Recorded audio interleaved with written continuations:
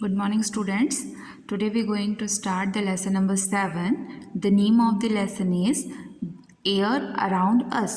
Air it means जो हवा हमारे आसपास रहती है. The highlights are composition of air, importance of air, and keeping air clean.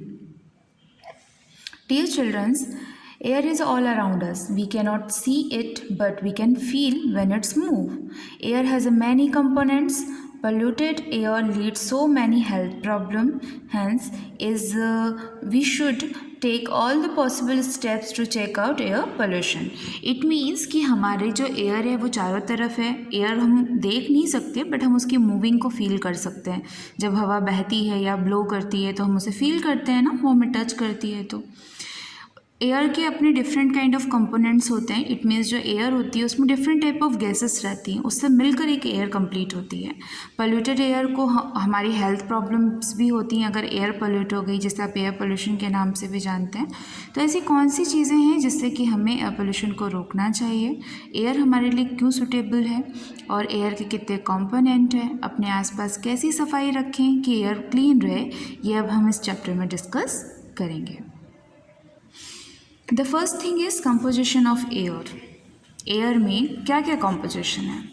The water has not a really disappear. The drop of water change into the water vapour. जैसे कि आप लोग जानते हैं कि जो वाटर होता है वो बहुत ही डिसअपियर चीज़ है.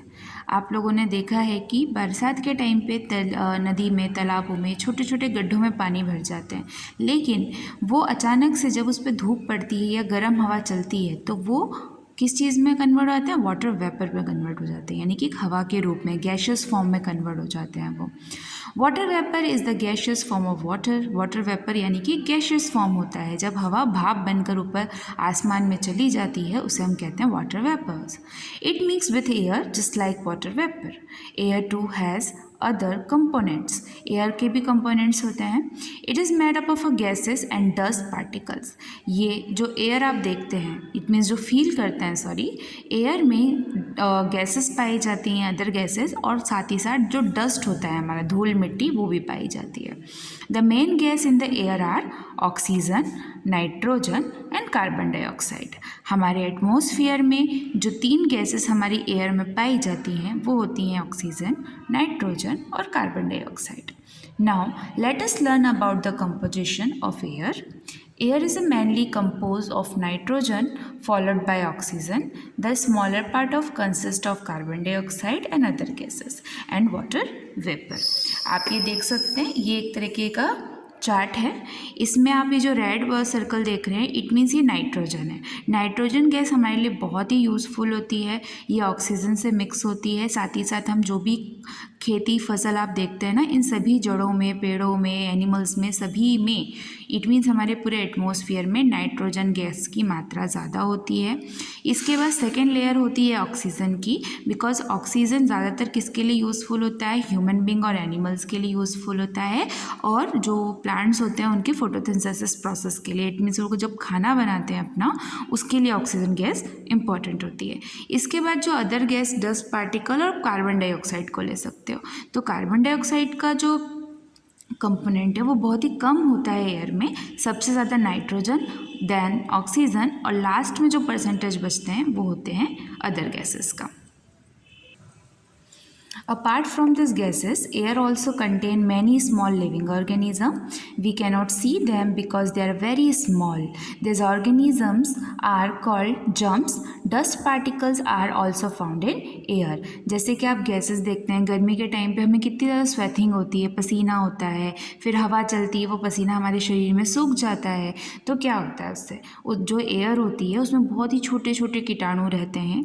वो कीटाणु कभी भी हमें नॉर्मल आई से नहीं दिखते, ठीक है, और यही हमारी बॉडी में जर्म्स और डस्ट को कंटेन करते हैं. इसीलिए टाइम टू टाइम अपनी बॉडी को वॉश करना, नहाना, ये ज़रूरी होता है.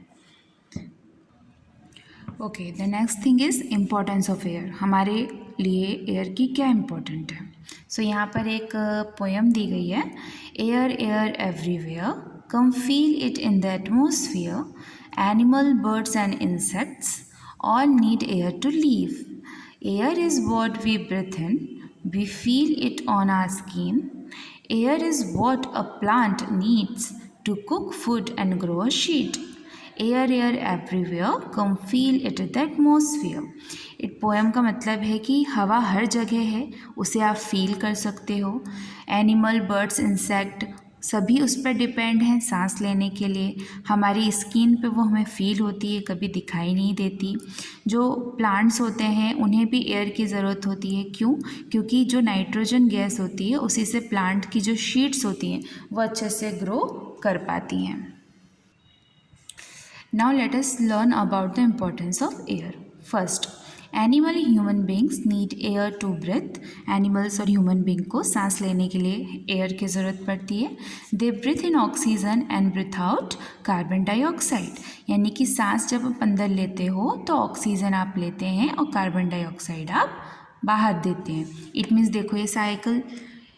प्लांट्स क्या करते हैं, ह्यूमन बींग्स, हमारे बॉडी के अंदर जो गैस पाई जाती है वो होती है कार्बन डाइऑक्साइड। प्लांट्स में जो पाई जाती है वो होती है ऑक्सीजन। तो ऑक्सीजन हमारे लिए यूज़फुल होती है और कार्बन डाइऑक्साइड जो गैस होती है वो प्लांट्स के लिए यूज़फुल होती है। Plants take in the carbon dioxide release by animals and human beings to prepare food. जो कार्बन डाइऑक्साइड हम रिलीज़ करते हैं उसको प्लांट्स ऑब्जर्व करते हैं, इट मीन्स इनहेल करते हैं, और वो उनके लिए खाना बनाने के लिए यूज़फुल होता है। Nitrogen is release when the plants and animal die and decay. Nitrogen helps the plant grow.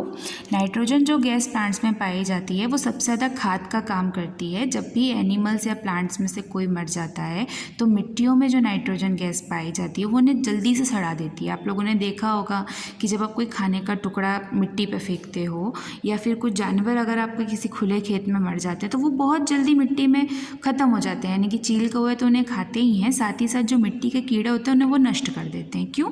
क्योंकि नाइट्रोजन जो गैस होती है वो हमारे सॉइल यानी कि मिट्टी का जो न्यूट्रिएंट्स है वो बढ़ाती है, और इसी के चलते कि जो मिट्टी के पार्टिकल्स होते हैं, जो कीड़े होते हैं, वो बहुत जल्दी उस चीज़ को डिके यानी कि नष्ट कर देती है।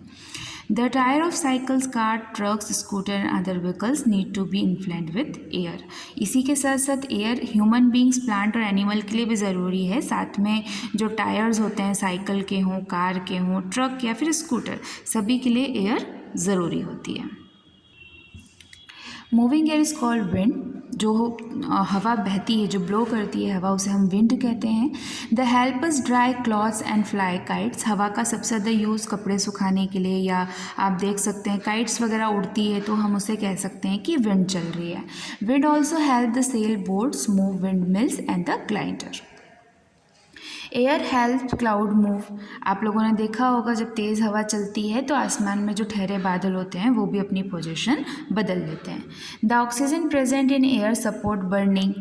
हमारे जो एयर एटमॉस्फेयर में जो ऑक्सीजन होती है वो ही जो लकड़ियाँ रहती हैं उन्हें जलने में हेल्प करती हैं। Air help in warming and cooling thing.